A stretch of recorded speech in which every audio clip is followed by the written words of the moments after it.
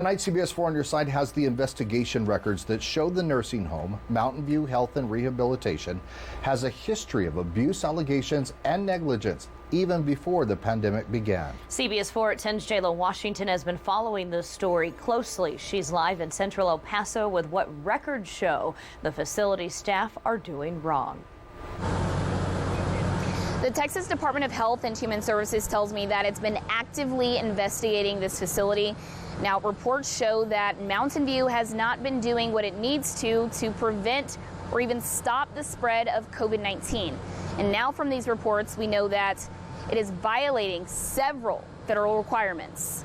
That's the part where it's truly even more heartbreaking for me is that, was there somewhere better my mom could have been? Sonia Wayne, full of life, love, and music, died on June 6th from COVID-19 per her family at Mountain View Health and Rehabilitation.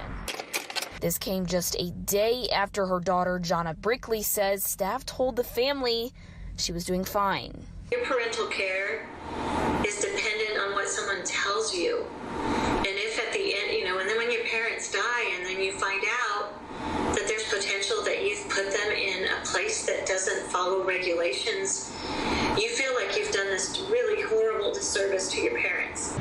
We were finally able to get our hands on some investigation reports, which we requested from last year and to this year. Now, there's a lot of information here. Just back on June 3rd this year, survey results from Texas Health and Human Services show the facility is not in compliance with federal requirements.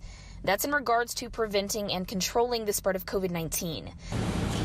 There are details about a maintenance director not wearing his N95 mask properly because of a beard. A nurse didn't have personal protective equipment readily available, creating a risk of cross-contamination, and laundry bins not being labeled as they should be, showing the difference between COVID-19 clothes and non-COVID-19 clothes. The report findings show these things are putting residents and staff more at risk for the virus. That's extremely frustrating to know that others potentially are still going through this. As Jonna and her family grieve the loss of their mother, they're hoping no one else has to lose their loved one without the chance to say goodbye.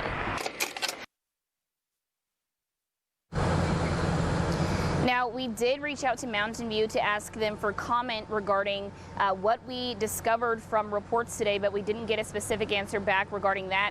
It did tell us, though, that it is voluntarily accepting other COVID-19 patients from other facilities and hospitals in El Paso.